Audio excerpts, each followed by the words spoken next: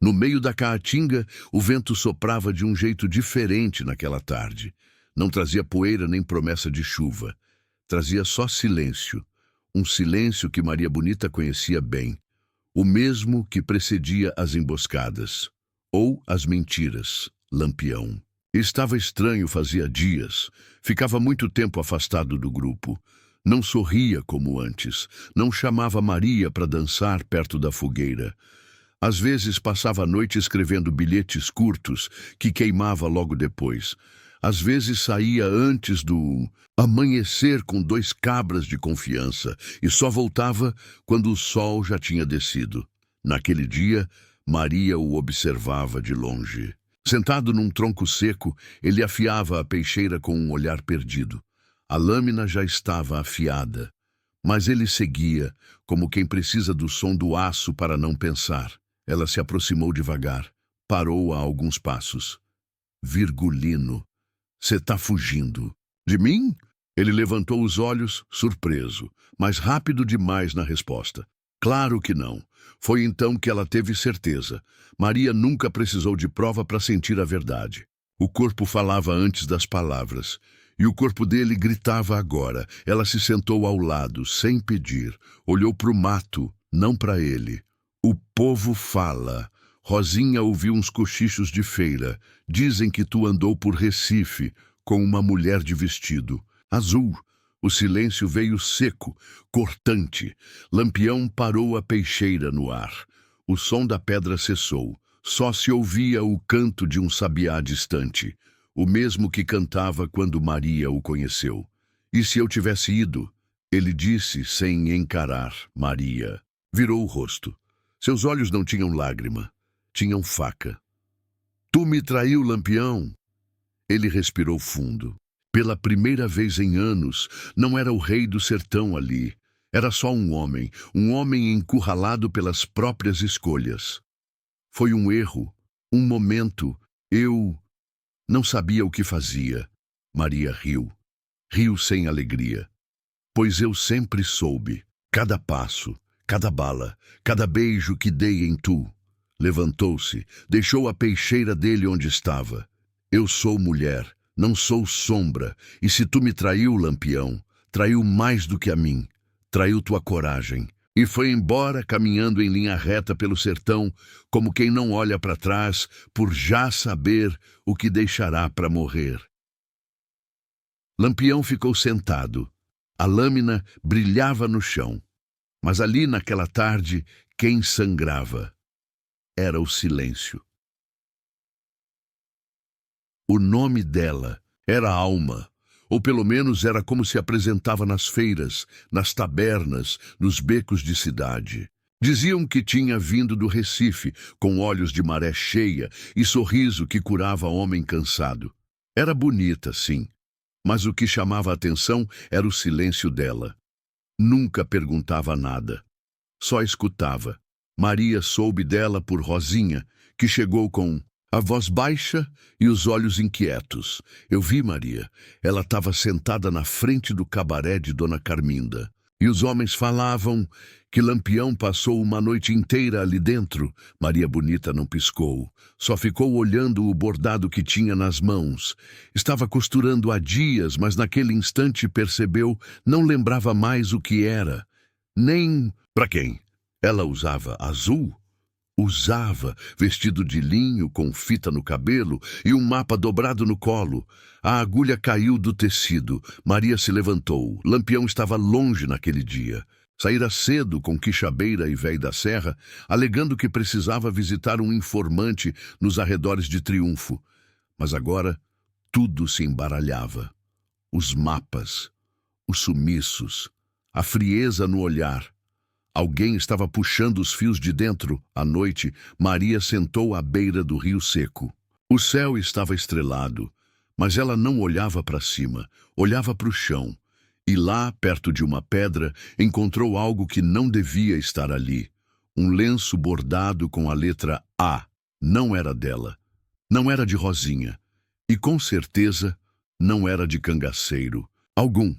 Ela apertou o pano na mão, subiu no cavalo e cavalgou até o antigo casebre abandonado que Lampião às vezes usava para guardar armamentos. Chegou sem fazer barulho, empurrou a porta.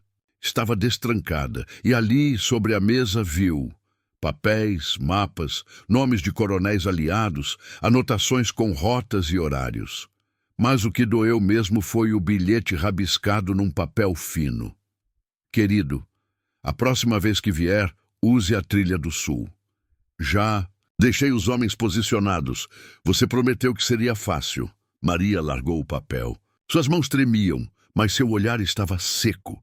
Não era só uma traição de cama, era uma traição de guerra. E Lampião, o rei do cangaço, estava sendo manipulado por uma mulher que vestia azul, mas tinha sangue nos dedos.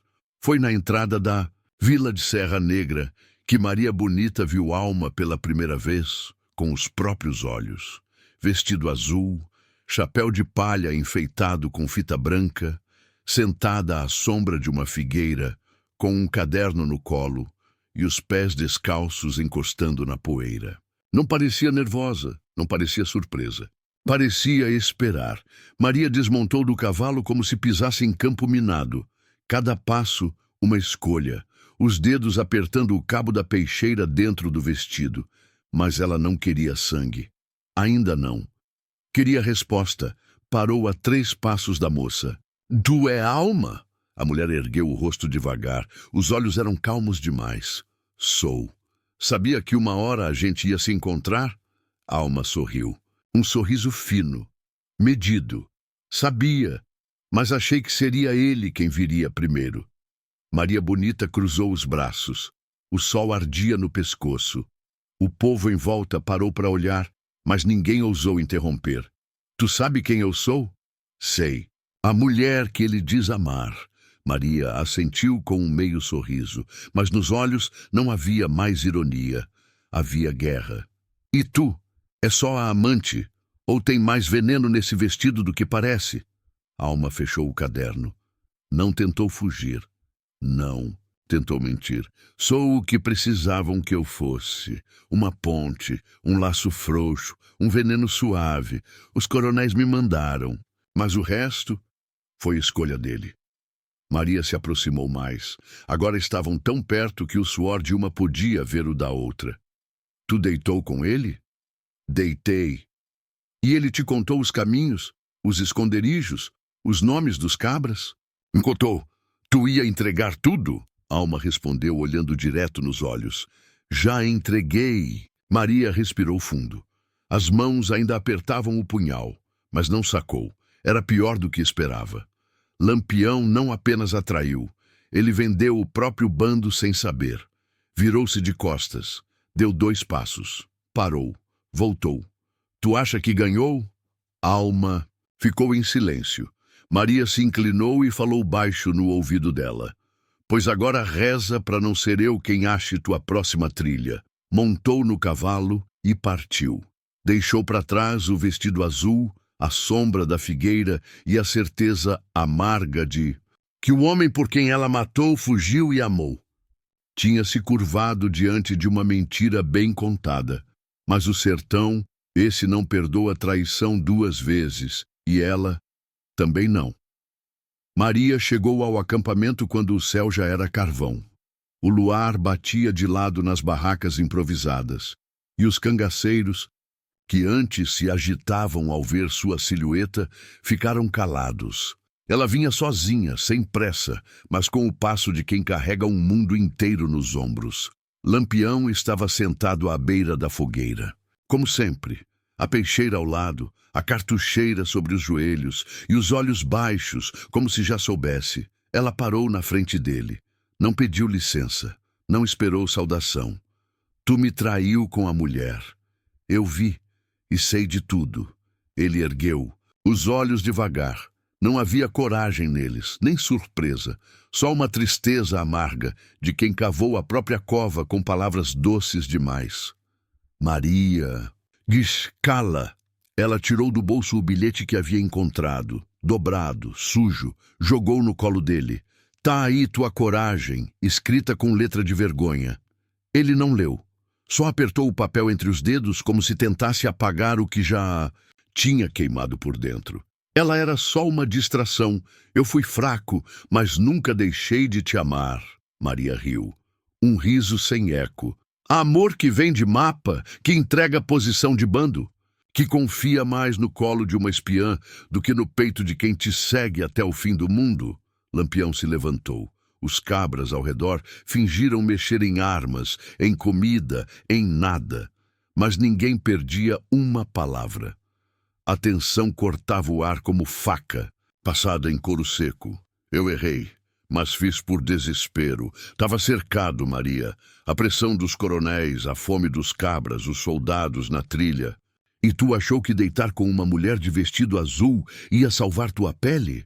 Ela avançou um passo. Estavam frente a frente, tão perto quanto já estiveram um dia, mas tão longe quanto nunca imaginaram. Tu me fez de idiota, me deixou cega enquanto sorria por trás. Mas agora não sobra nem o gosto do teu nome na minha boca. Lampião esticou a mão como quem tenta pegar o que já caiu do abismo. Não vai me deixar. Maria olhou para o céu, depois para o rosto dele. Já deixei, o que ainda está aqui é só o que sobrou de mim. E sem mais palavra, virou-se, pegou a bolsa, a peixeira, o silêncio e foi embora. Lampião ficou ali, diante do fogo que não aquecia mais nada. Naquela noite o sertão dormiu sem rei, e o bando de Lampião soube que, a partir dali, a maior força do cangaço era a ausência dela. O sertão parecia mais quieto naquela manhã. Era como se até os mandacaros tivessem baixado a cabeça. Como se os galos soubessem que Maria Bonita não pertencia mais àquele chão onde um dia foi rainha. Ela cavalgava sozinha, rumo a Juazeiro, do norte, com o rosto firme, os olhos secos e o peito cheio de nada. O bando ficou para trás. Não houve despedida, nem abraço, nem tiro de honra. Apenas o som do couro da sela estalando no lombo do cavalo e o silêncio pesado dos que sabiam que não eram dignos de olhar ela ir embora. Levava pouco. Uma muda de roupa, a peixeira e um pedaço de pano vermelho, manchado de terra e saudade. Juazeiro apareceu no horizonte como uma miragem. E ela, mesmo cansada, desceu da cela como quem entra num templo. As ruas de terra batida, as velas acesas nas janelas, o som dos sinos tocando devagar. E no alto da colina, como uma sombra que confortava, o casarão branco do padre Cícero, Maria. Subiu devagar. Cada degrau doía, mas não era no corpo. Foi recebida por uma freira que a reconheceu no ato. Você é Maria Bonita. Ela olhou nos olhos da mulher e disse: Não sei mais quem sou. A notícia da chegada correu. Padre Cícero veio encontrá-la no alpendre. Estava mais velho, mais curvado, mas com os mesmos olhos, firmes e doces como os de um avô que carrega o peso do mundo. Minha filha, o que fizeram contigo? Maria não respondeu. Sentou-se ao lado dele, tirou a peixeira da cintura e a colocou sobre a mesa. Vim deixar isso aqui. Cansei de cortar o mundo para caber em mim. O padre assentiu em silêncio. Sabia que certas dores não se apagam com oração, mas ele também sabia. Toda mulher que sangra por dentro precisa de um chão para curar os pés. Passou-se a tarde. O povo soube que ela estava na cidade. Alguns a evitaram. Outros deixaram flores na varanda. Mas ninguém ousou tirar dela o direito de recomeçar. Naquela noite, Maria dormiu num quarto simples, com um lençol limpo e uma vela acesa. Pela primeira vez em muito tempo, não teve que dormir com a faca debaixo do travesseiro. E mesmo assim, sonhou com o barulho do lajedo, com os olhos de Lampião no escuro, e com o amor que virou faca sem cabo dentro do peito. Lampião chegou em Juazeiro à noite, disfarçado, com um pano sujo cobrindo o rosto e o coração batendo fora do compasso. Vinha sozinho. Os cabras ficaram em Salgadinho por ordem dele. Não era uma missão de guerra, era outra coisa. Mais difícil, era o orgulho misturado com saudade. Desde que Maria partiu, nada mais fazia sentido. O bando desandava, a comida era pouca, os passos erravam o rumo. Era como se, sem ela, o mapa tivesse sumido da frente dos olhos. Ninguém ousava falar o nome dela perto dele, mas todos sabiam. Lampião não comia direito, não dormia, não sorria. Quando avistou as velas nas janelas da cidade, sentiu o peso da estrada nas costas. Aquela era a terra de Padre Cícero, onde até os cangaceiros pediam licença para pisar. Ele foi direto até a casa paroquial sem fazer barulho. Bateu uma vez, depois outra. Quem abriu foi uma noviça assustada. "Quero falar com Maria." Ela hesitou. Chamou o padre. Padre Cícero veio à porta com o semblante sério, mas tranquilo.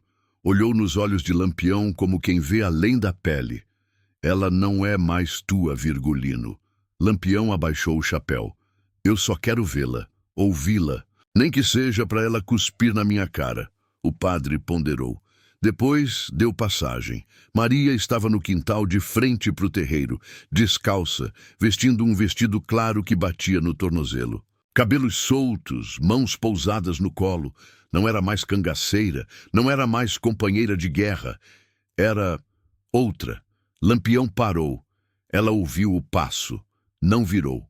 "Tu veio." "Vim." "Pra quê?" Ele se aproximou, mas não demais. "Pra te pedir desculpa, perdão, sei lá. Pra dizer que tô vazio." Ela respirou fundo. A noite estava quente, mas havia vento. "Tu me perdeu no dia em que achou que eu era só tua." "Eu tava com medo, Maria. Senti fraqueza. Fui fraco, e eu fui tua força por anos. Te levei nos ombros, te amei no silêncio e no tiroteio. E tu me trocou por uma mentira com perfume francês." Silêncio. "Eu ainda te amo." Ele disse, a voz baixa. Ela virou o rosto. Agora sim, olhou nos olhos dele. E por um segundo, ele viu o que não merecia mais. Ternura. Mas eu aprendi a me amar também. Lampião abaixou a cabeça. Engoliu a palavra que viria. "Vai voltar pro bando?" Ele arriscou. Maria riu. Um riso limpo, leve, que doía mais que um não. "Eu já voltei para mim. É onde eu devia ter ficado desde o começo." Ela se levantou, passou por ele. Parou por um instante e disse: "Vai viver, Lampião, ou vai morrer sozinho. Mas não me procura mais. O que a gente foi, o sertão já levou." E foi. Lampião ficou ali, de pé, sozinho, sentindo pela primeira vez que entre todas as batalhas que venceu, a mais importante ele perdeu. Lampião voltou pro bando com a cara suja de poeira e o peito mais seco que a terra rachada. Ninguém perguntou nada. Os cabras só sabiam, pelo silêncio dele, que a mulher não voltaria. O sertão de repente ficou mais áspero. As emboscadas se tornaram mais frequentes. Os ataques mais violentos. O rei do cangaço parecia buscar briga onde antes evitava. Era como se, no fundo, procurasse a própria morte. Certa noite, acamparam perto do riacho da várzea. Havia um boato de que soldados se aproximavam. Lampião, ao invés de recuar, decidiu enfrentar. "Eles têm arma, a gente tem alma e faca." Rosinha, a mais velha entre os cangaceiros, se aproximou dele no escuro. "Capitão, o que você está tentando matar além dos homens?" Ele não respondeu, mas o olhar doía. No dia seguinte, emboscaram um comboio do governo. Roubaram tudo, mas Lampião não parecia satisfeito. Caminhava entre os corpos, como quem esperava encontrar o rosto dela entre os mortos. Em outra ocasião, mandou incendiar o armazém de um coronel aliado. Nem pegou nada. Só quis ver o fogo subindo alto, para queimar o que restava dentro dele. Numa madrugada, ao redor da fogueira, um dos cabras mais jovens perguntou: "Capitão, e a Maria? Vai buscar ela?" Lampião não respondeu. Só puxou o lenço do pescoço e jogou no fogo. Maria virou lembrança, e lembrança não carrega fuzil. Rosinha se retirou em silêncio. Nos dias seguintes, o bando começou a perder força, não por falta de bala, mas por falta de rumo. Os cabras sentiam que o rei estava ali só de corpo, que a alma tinha ficado na beira do terreiro em Juazeiro. E, mesmo quando venciam, ele não sorria.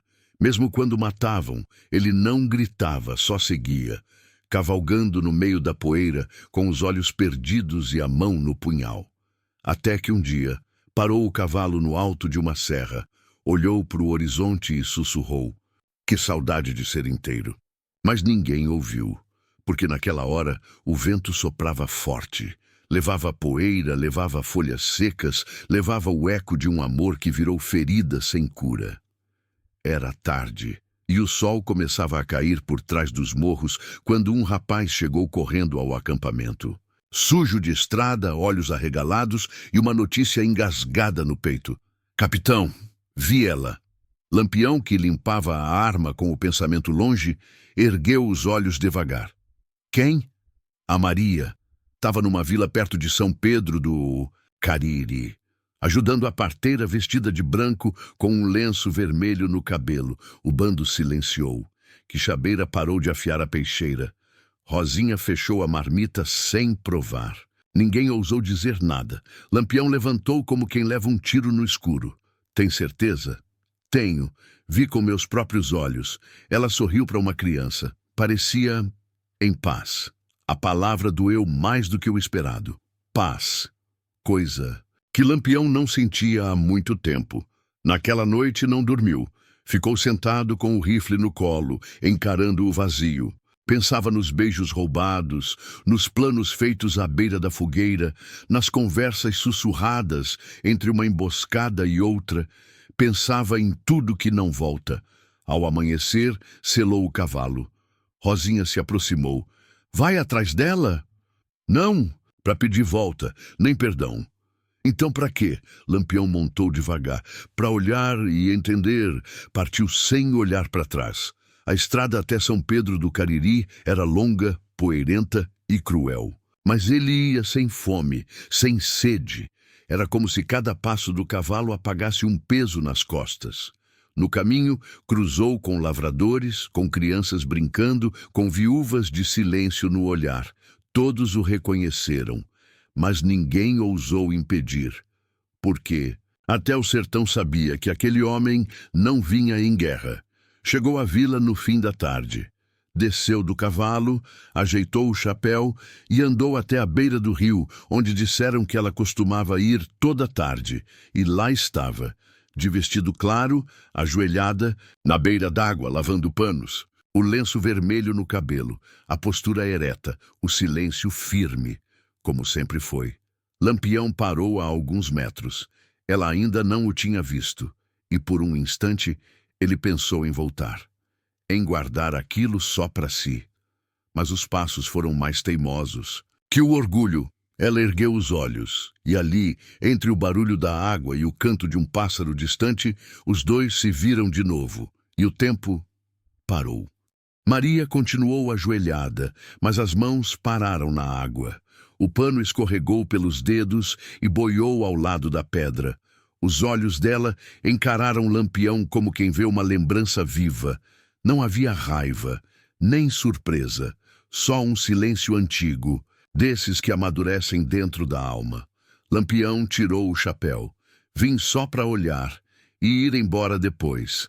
Ela ficou de pé devagar, o vestido molhado nas pontas, o cabelo preso com o lenço vermelho. O rosto estava sereno, mas mais forte. Era outra mulher. Ou talvez sempre tivesse sido aquela, e ele é que nunca soube ver. Olhou. "Agora fala." Lampião abaixou a cabeça. As palavras engasgadas desde Juazeiro vieram como poeira de estrada. "Eu sonhei contigo todos os dias. Te vi nos fogos, nas árvores, até nos olhos dos cabras que sangraram por mim. Te procurei na guerra, no tiro, no aço, mas cê não estava em nada disso. Porque tu é paz, e eu, Maria, nunca soube te dar isso." Ela cruzou os braços. "Cê me deu guerra, faca, abrigo, me deu chão, e também me deu a dor de ser esquecida numa cama alheia. Eu não voltei para te punir, voltei para mim." Lampião assentiu. Um vento leve passou entre eles como um suspiro do próprio sertão. Eu queria voltar atrás. Não dá. Mas queria. Ela se aproximou. Parou bem perto. Os olhos dele se encontraram e por um segundo o tempo em que se amaram pareceu caber ali, entre o peito dele que tremia e a respiração dela que se firmava. Tu me amou, Virgulino. Ainda amo. Ela sorriu. Triste, bonito, irremediável. Então vai embora, porque esse amor que tu carrega é teu e eu já tenho. O meu. Ele assentiu devagar. Posso te abraçar uma última vez? Ela hesitou, mas abriu os braços. O abraço foi longo, calado, carregado de tudo que não pode ser dito. Quando se soltaram, os olhos de ambos estavam úmidos, mas não caía lágrima alguma. Lampião voltou para o cavalo. Montou. Ela ficou ali, parada, vendo-o se afastar. E ele, antes da curva, virou-se só uma vez, para guardar aquele instante. Depois, sumiu na poeira, e Maria Bonita voltou a lavar o pano no rio, como se nada tivesse mudado, mas tudo já tivesse sido dito. Depois daquele abraço na beira do rio, nunca mais se viram. Lampião partiu rumo ao sul com o bando diminuído, as botas gastas e a alma ainda mais. Mas algo nele mudara. Não gritava mais, não corria mais, não dava ordens como antes. Era como se, por dentro, tivesse se rendido ao que não se mata com faca. Maria, por sua vez, permaneceu na vila. Ajudava nas parturientes, ensinava moças a escrever, cuidava dos que tinham fome de mais do que comida. Tornou-se lenda de carne e osso. Um nome sussurrado com respeito. Uma mulher que fora cangaceira, companheira, rainha, e que decidiu ser livre. Às vezes, os meninos perguntavam: Dona Maria, o que aconteceu com o Lampião? E ela respondia com um olhar vago. Foi embora com o vento, e levou um pedaço meu com ele, mas nunca falou com rancor. O povo dizia que anos depois, quando Lampião tombou no Angico, tinha no bolso um lenço vermelho, dobrado com cuidado. Outros dizem que sussurrou o nome dela antes da última bala.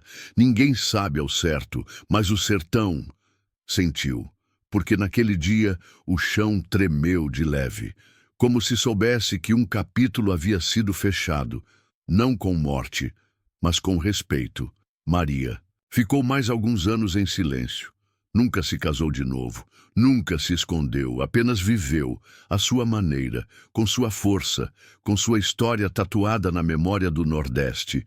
E quando partiu deste mundo, velhinha, foi enterrada de vestido branco e com um lenço vermelho amarrado no cabelo, o mesmo. Na lápide uma frase simples: aqui jaz Maria Bonita, que foi amada por um homem grande e amou a si mesma maior ainda. O amor não acabou, apenas parou no tempo. Ali, onde o sertão inteiro aprendeu que trair uma mulher dessas é se perder para sempre.